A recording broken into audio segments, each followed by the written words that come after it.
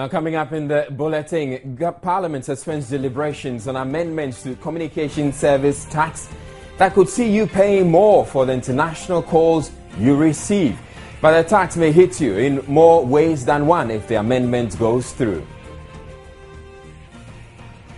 Supreme Court hearing election petition indicates some 1,500 pink sheets set aside in audit by KPMG would count after all. President Mahama towards ongoing road projects and appeals to Ghanaians to be patient as government mobilizes funds to complete them. Mango farmers in Eastern region dread export ban imposed by EU and US. In sports, Black Satellites advanced to quarterfinals of ongoing FIFA Under-20 World Cup in Turkey after a 3-2 win over Portugal. We also have showbiz and international news coming up. News at 8 with Israel Lai.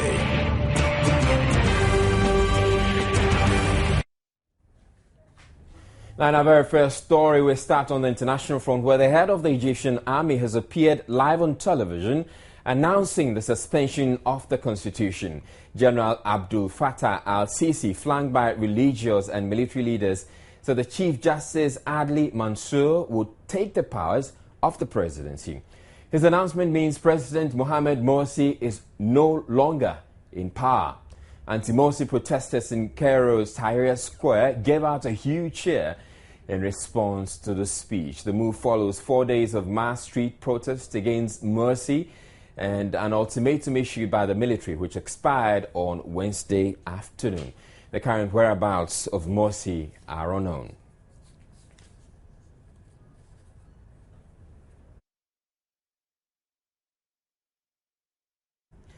And now this is just some breaking news coming through. The announcement was made in in the last 30 minutes. And joining us on the phone line to analyze the issue briefly is Erbrad Ibrahim. He's an expert on Middle Eastern affairs. Good evening to you, Mr. Ibrahim.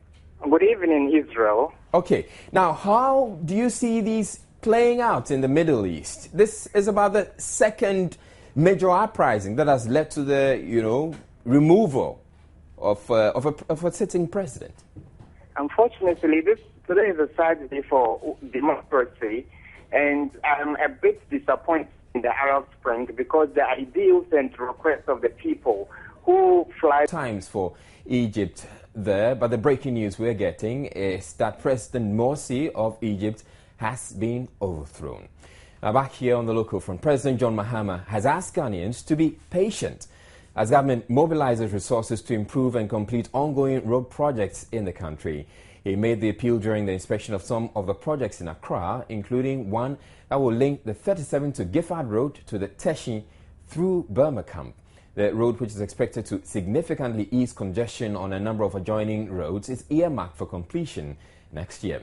Funding is from both government and the World Bank. Next year, we'll come and open up these roads and commission them, and I'm sure that it will make life much better for the people in the eastern part of Accra. They've suffered congestion for a very long time. We had thought that the Kwashi would ease that problem, but it looks like after the interchange was put there, the bottleneck of Spintex was not anticipated.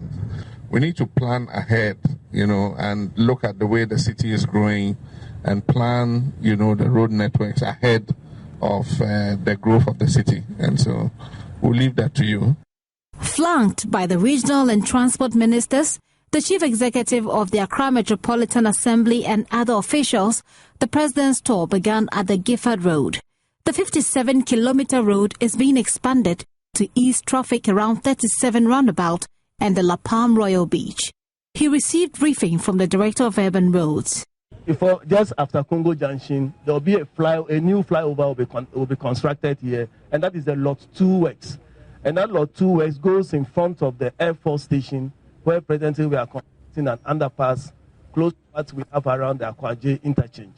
So the underpass goes in front of the Air Force Station so that once commuters get there, they cannot stop for security reasons. Then we'll do a slab across the underpass to assist the military, to connect the Air Force and then the Burma Camp area.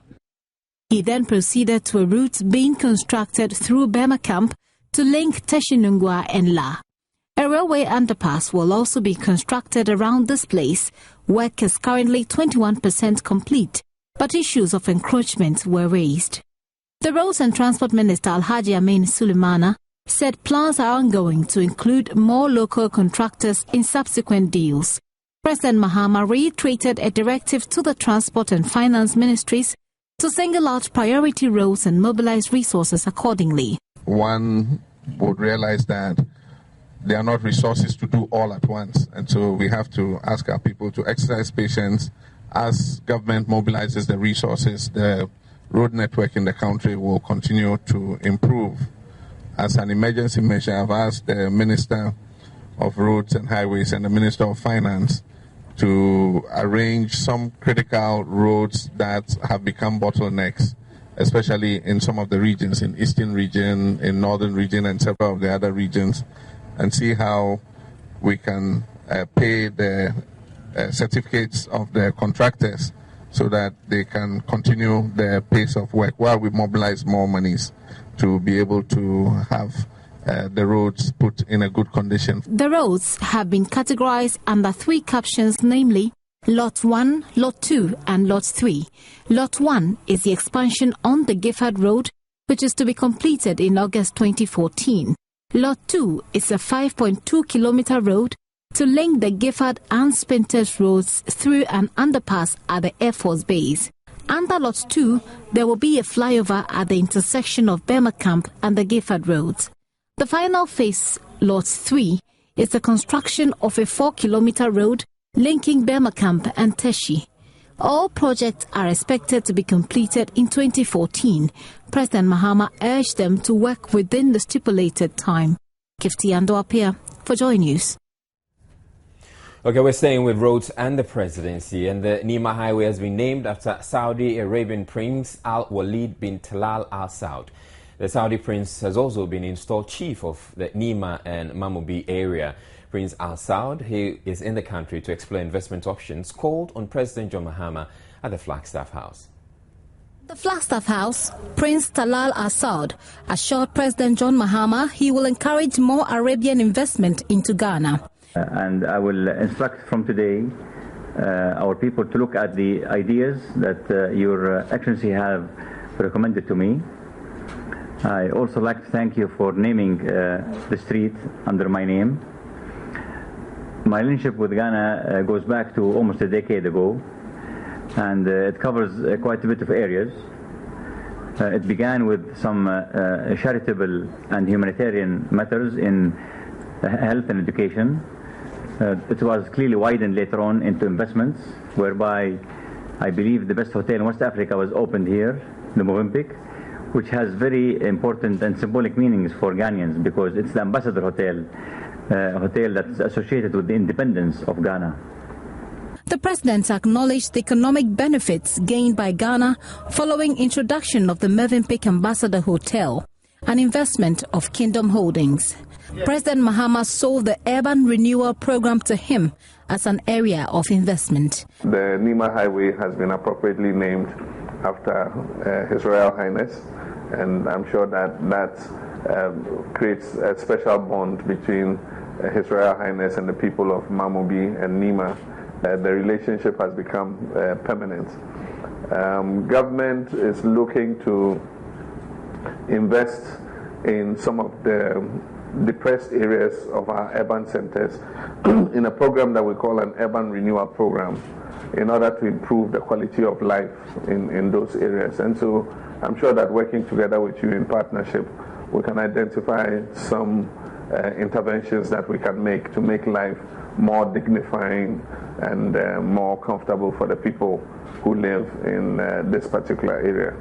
President Mahama is expected to reciprocate the visit soon. Now, Parliament has suspended deliberations on amendments to the Communication Service Tax, which is seeking to, among others, impose a 6% tax on inbound international calls. The amendment has caused some uproar in Parliament, especially amongst members of the minority. The telcos are also not amused by the amendment, which they say is punitive for an industry that has contributes immensely to the country's economic development. Elton John Brobe, who covers Parliament, joins me with exactly what the tax is about and how this will affect mobile phone users such as you and I, and in fact, all who use communication services. Good evening to you, Elton. Good evening, Israel. What exactly is government hoping to do with this amendment, and how does it affect consumers? Well, I'm sure you're aware that the communication service tax was passed in 2008. Now, government is saying that there is a provision which allows them to tax those who receive international call, but up to now, government has not been able to enforce that particular provision. For that reason, they are losing about 45 million Ghana cedis every month.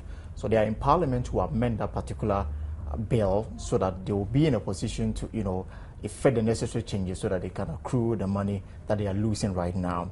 So they are in Parliament to seek approval so that they can charge 6 cents per every minute spent. Okay, so not 6%. No, 6 cents on every minute, or spent on receiving an international call. Now, in other words, if I receive an international call for a minute, I'm going to pay 6 cents. Exactly. Including emails as well, not only calls, emails. Okay, now I hear this bit about emails, and exactly. I find it pretty funny. How exactly is government going to tax me for receiving an email? Well, especially when I could be receiving junk mail, exactly or unsolicited mail. Exactly the point. Even and that can even relate to international calls as well, because you could also be receiving wrong calls, but once you receive the call, you are to pay the amount of money that government is seeking parliamentary approval. Now, that has become the most contentious issue, because for now, the minority members are raising the issue about the fact that this particular provision that the government is seeking an amendment is already being charged. The service providers are already paying for it. So if you are asking the consumer to pay for the cost received, then you are double taxing the consumer and the service provider. And that, I think this particular issue got the Speaker to suspend deliberations on this particular matter and allow the members to consult on this particular issue. Okay, so they intend to bring it back, no doubt tomorrow, hopefully, because the bill itself is being discussed under the certificate of emergency. What it means is that they want to take it through all the stages within a day. And apparently that's not the only tax on the table. There are other things that the Parliament is supposed to be considering. Now, Israel, what is clear is that we might be paying more in terms of taxes, because government is seeking amendments to the value-added tax, the import levy. Now, there's talk of 20% import levy on telephone handsets into the country. There's also a 1% levy government is seeking approval on fertilizers, outboard motors, energy-saving bulbs, outboard motors, and so many things. So, Parliament is considering about 7 different categories of tax that the government is seeking parliamentary approval within the shortest possible time, so that we can pave way for the supplementary budget to be presented to the House. Anyway, thank you very much for joining me. Elton John Brobe, taxes, that's what we're hearing. Now, minority in Parliament have hinted of a legal battle in opposition to plans to pass the Communication Service Tax Amendment, but Majority Leader Benjamin Kumbo says government is ready for the political consequences. Although deliberation was suspended, the majority are resolute in pushing it through, as they are convinced it is urgent.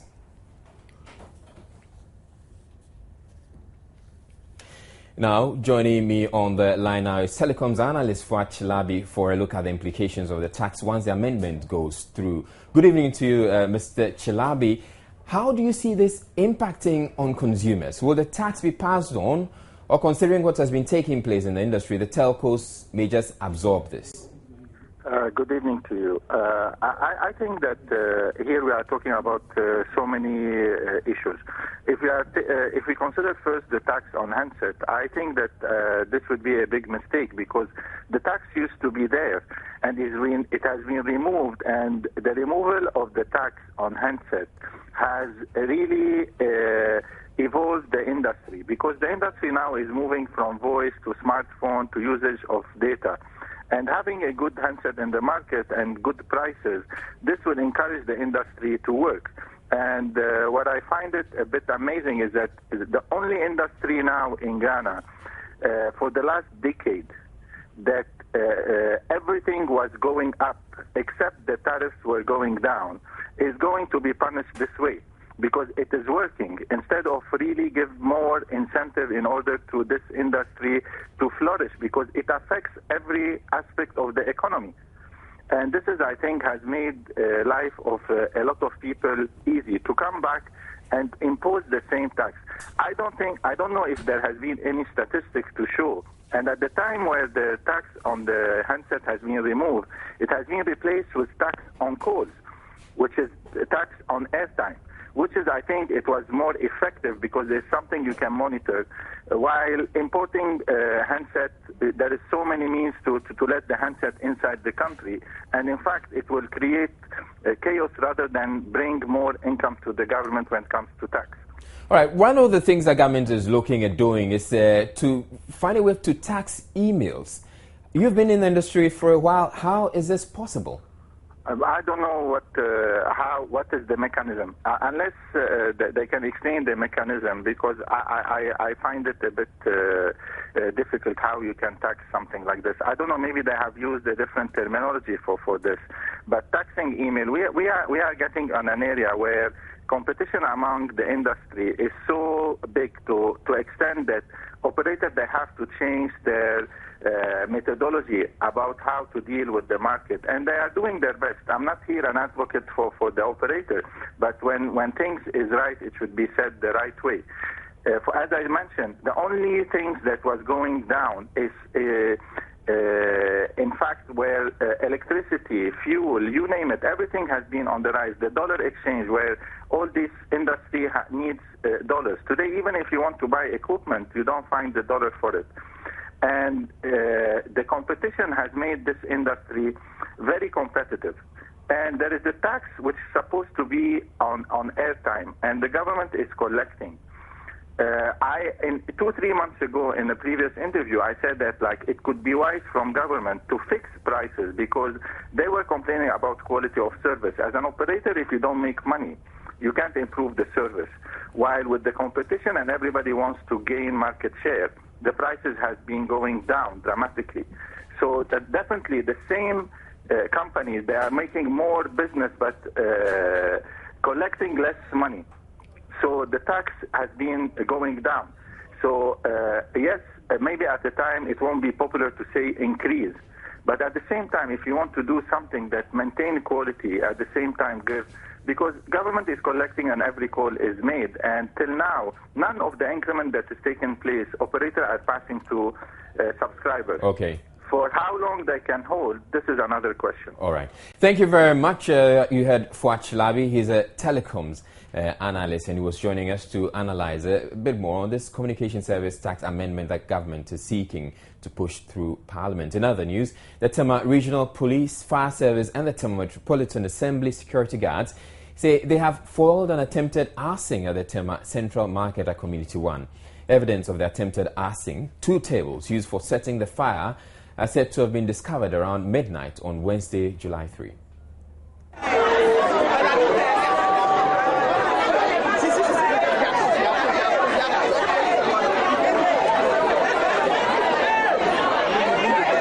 According to the Police Public Relations Directorate, preliminary investigations revealed the suspected arsonist lit 2 candlesticks and put them in a plastic bag, which had also been stuffed with polythene bags.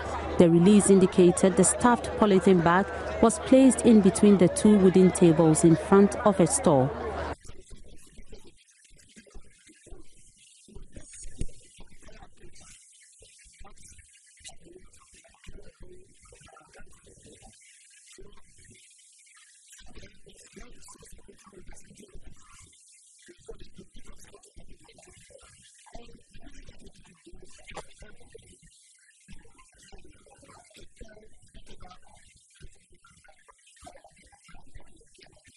The police attributes the foiling of the attempt to the vigilance of the police and the other security officers who patrol the market, and says measures have been put in place in markets and other vital installations to avert any fire outbreaks.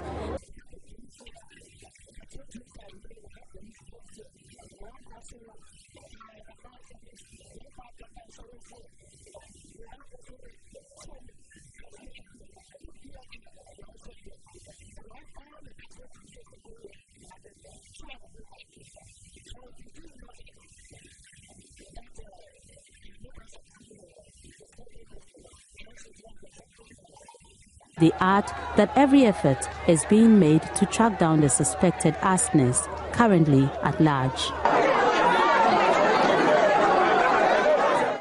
We're taking a break, but there are more stories coming up. Don't go away.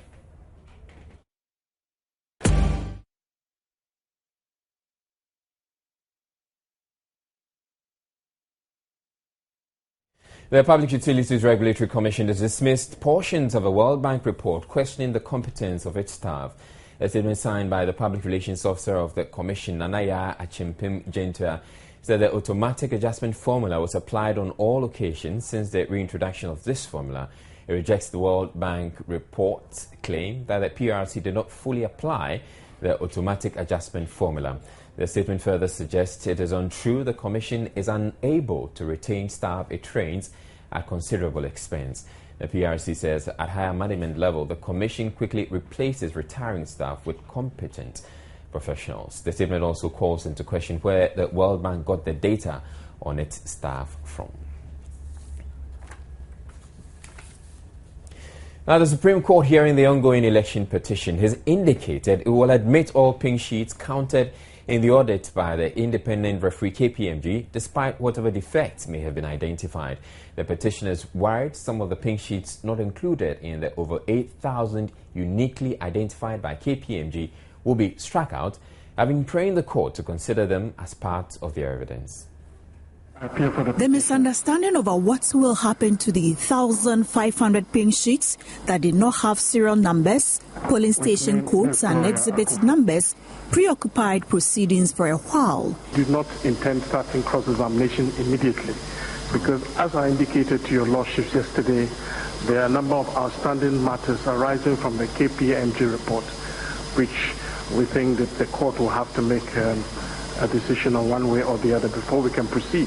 He could do so, but definitely in the light of the revelations in the KPMG report, we will need to check each and every pink sheet to ensure that what we saw and heard Mr.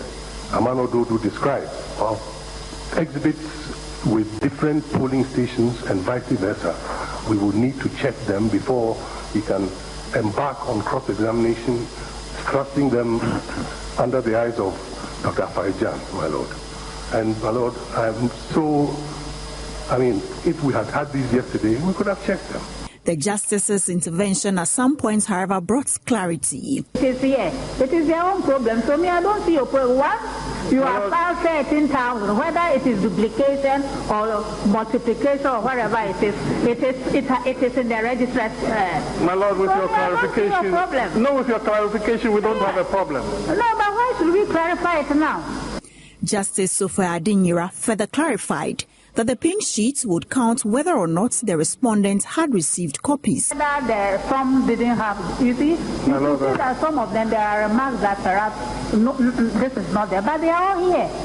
So if what you have pulled there, that huge chunk, they are all here, don't worry. If you put it them, they say they don't have, it is their own problem. It has not been filed, and if they are not interested in asking for what they haven't got, or perhaps they are certain that the registrar didn't give us. So that is another matter.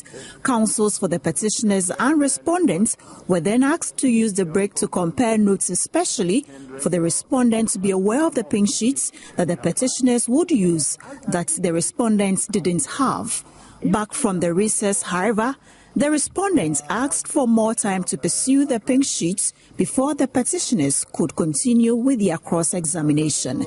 Hearing has been adjourned to Thursday, the 4th of July.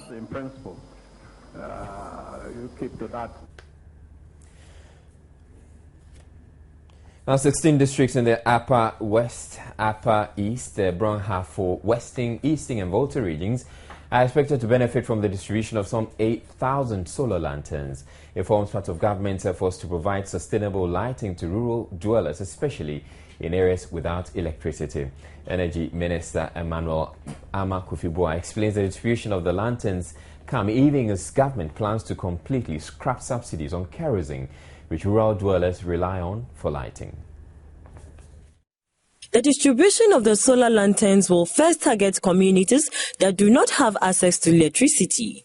The minister says government is hoping to connect electricity to every community by 2016. We've made a lot of progress, but it is no consolation for communities in rural communities who do not have electricity. Our target is still to ensure that by 2016 every community has access, and we are doing it to make sure that even those communities that will not have the national grid will have off-grid solutions, and we'll continue to make that effort. He explains why government intends to scrap subsidies on kerosene. Government has been subsidizing kerosene annually, average about 50 million Ghana cedi, but it doesn't get to rural communities because over the years there has been the diversion of that product. And so the decision is very clear that we intend to take that subsidy completely off kerosene. But the first steps is what we are embarking on to make sure that rural communities get solar lanterns. The solar lanterns will, however, not be given for free. The beneficiaries will pay a little over 20 Ghana cedis, having been subsidized by 20%. Director of Renewable Energy at the Ministry, Wisdom Ahia Takutogugbo, said the second phase of the solar lantern distribution project will involve the assembling of 5 million solar lanterns in the country.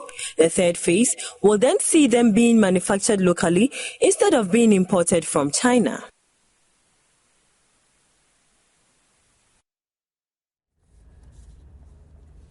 Right, up next we bring you business, but on social media to this evening we are asking you, what do you make of government's plan to make you pay more or tax the calls you receive from your international, your international calls you receive and your emails? Send your comments or post your comments onto our Facebook and we'll be reading them a little later. But business news is up next. Business is brought to you in association.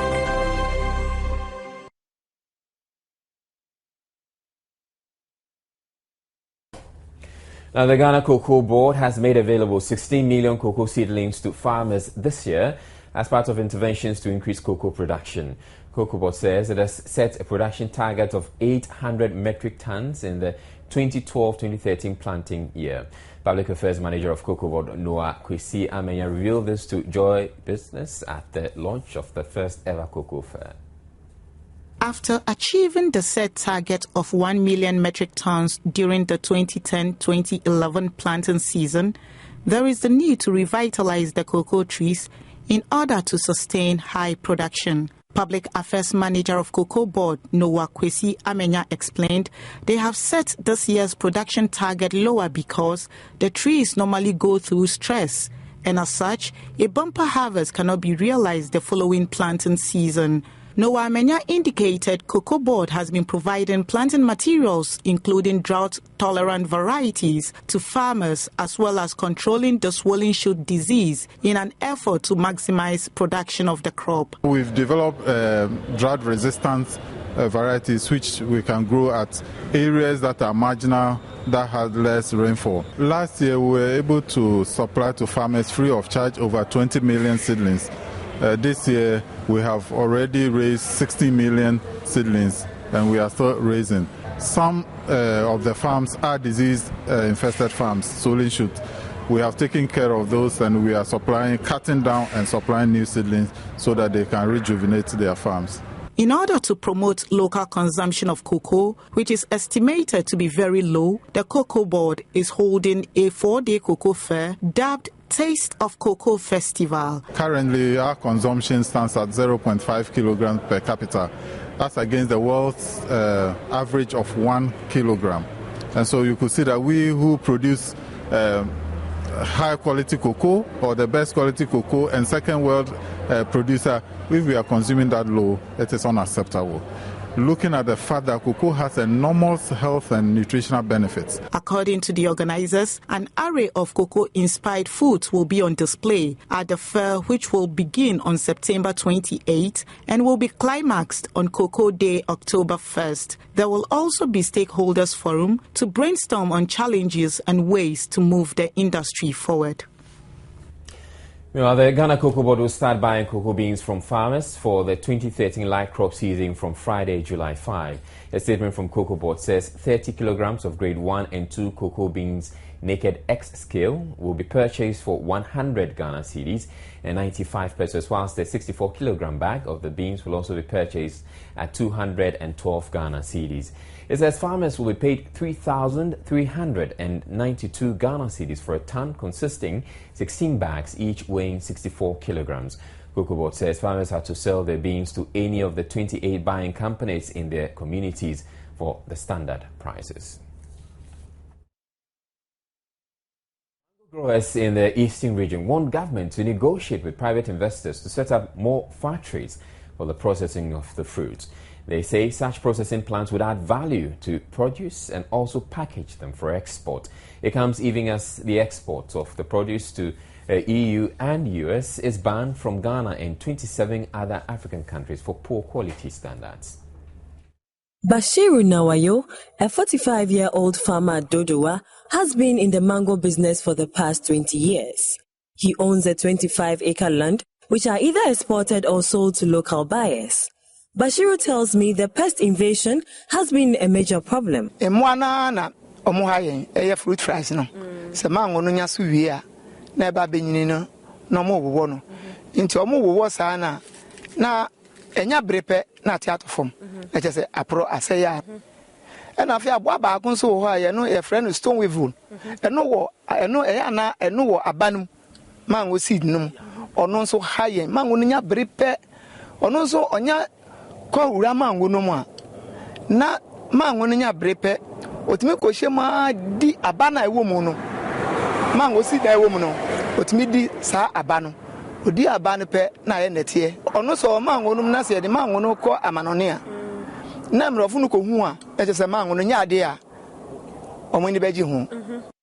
Bashiru is not alone. His colleague farmers at Somenya say contending with the rainy season is another challenge. But mostly during rainy season, and I yet to encounter such problems, But minor season and not that much like major season because of the issue almost on cold weather, and the colder the weather, the more yeah. We buy the chemical ourselves, and then we use the panel bottles to put cotton into the list and put in and set against the tree. What we observe is that when we bring those chemicals around, it attracts more flies to the domain. So, even example now, when I bring that chemical here now, you see how disturbed the flies will be. I mounted a search in some of the farms to have a look at how some of these fruits are being affected by the pests. The extent of the invasion of the fruit flies and stone weevils was all too obvious. Even though farmers here say they are trying their best to control the pest infection to meet the standards set by the international market, they say the ban would simply ruin their livelihood.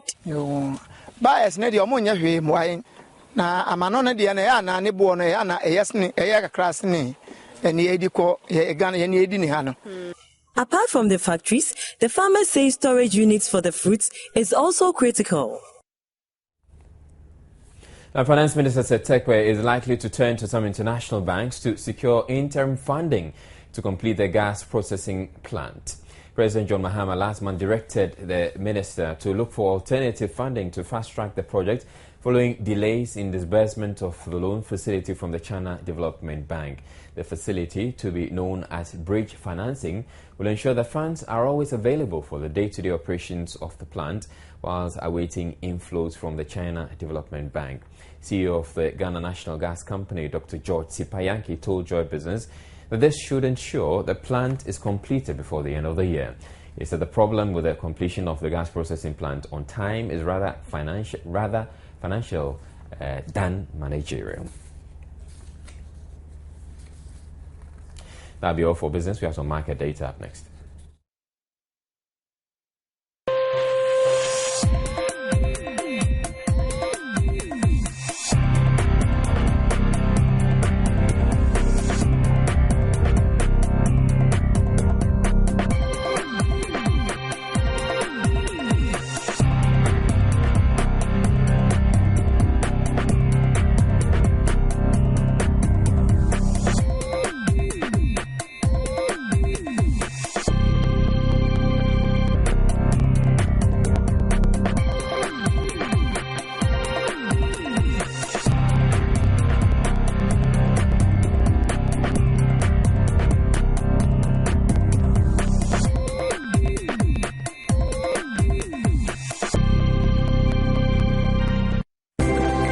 just before we bring you the international news, I'm going to our Facebook wall to see some of the reactions you have been posting to the question we asked you. What do you make of government's plans to tax your incoming international calls and emails? And Abdul Latif Christopher Chance Jr. says that would be very unfair. Frederick Nkrumah says this government will kill us. By the grace of God, we won't die.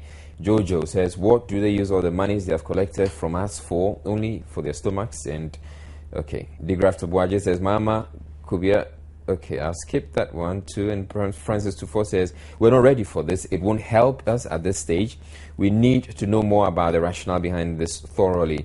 And Fusu Owusu and Sir Benjamin says, they already pay it there, so why another charge again? God have mercy on Ghana. And then Godwin Odakwe France is asking the same question that I've been asking all evening. How do you tax emails? Those are some of the comments you have sent in to us. You can keep the comments coming in. But then back onto the international front end to our very first story on the developments in Egypt. The head of the Egyptian army has appeared live on television announcing the suspension of the constitution. General Abdul Fattah al-Sisi, flanked by...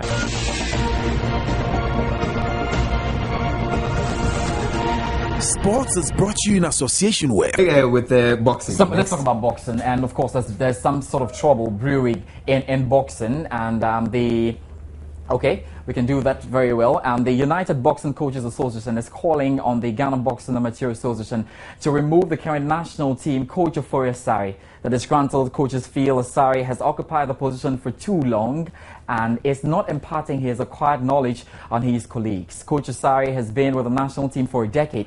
He took over from Cuban Roberto Ibanez Chavez and has led the amateur team to the Olympics, Commonwealth Games, the World and African Championship. Coach Asari is also accused of favoring boxers from his gym with regards to national team selection. Coach Ni Janikote heads the coaches' body.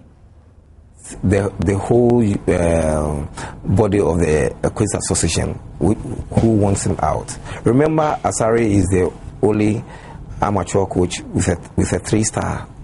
He's the only amateur coach who's having the 3-star. And so he's competent, he's good, but we also have to think about it that position is not possession. So it is some of the boys who think he's not being fair to them, the boxers into the national team. Asari works hard, he works very, very, very hard, and so he's got a lot of very good boxers who in actual sense will still have their way into the national team when even there is another person at the end of affairs at the place. But because he is there, and some at most times most of his boys are into the national team, most of the coaches also think he's not giving them a fair deal. All right, that's Coach Alloway. Very quickly, some updates in the ongoing African or the World Championship over there. And then you can tell you very well that Colombia currently drawing 1-0 Korea there in the penalty shootout there. And Iraq beat Paraguay by 1-0. So Ghana will play Chile on Sunday. That'll be all for sports. My name is George Adda Jr. Have a good night. Sports was brought to you in association. Concerts have lately become the most convenient place to showcase what's trendy, hip, or cool as far as fashion goes. And the recently held Ghana Meets Niger concert presented Ghana's fashionistas with just that opportunity. Most of the female patrons, however, took fashion to dizzying heights.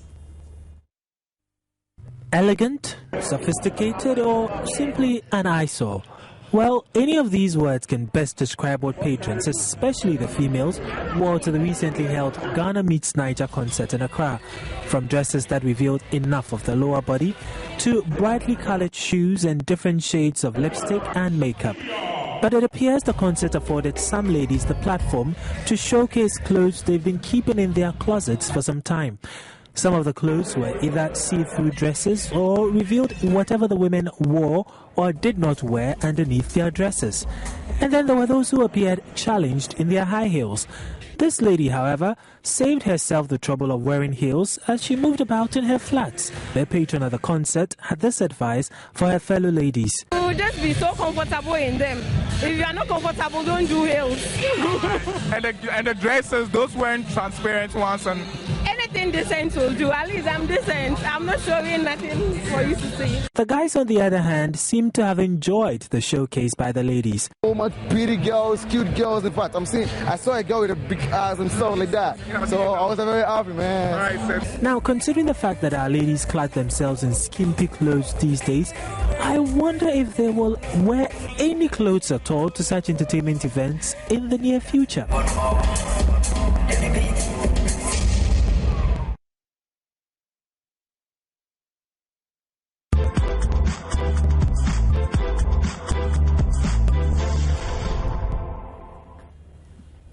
Okay, now I wish I had a smiley that goes like this, so then I couldn't get to see all that. That's it for the bulletin. Before we go, though, to look at our top stories again.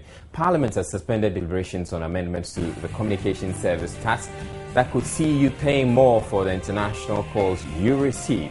But the tax, it appears, may hit you in more ways than one if the amendment goes through. The Supreme Court hearing the election petitions indicates 1,500 pig sheets set aside in audit by KPMG would count after all. President Mahama has toured ongoing road projects and appealed to Ghanaians to be patient as government mobilizes funds to complete them.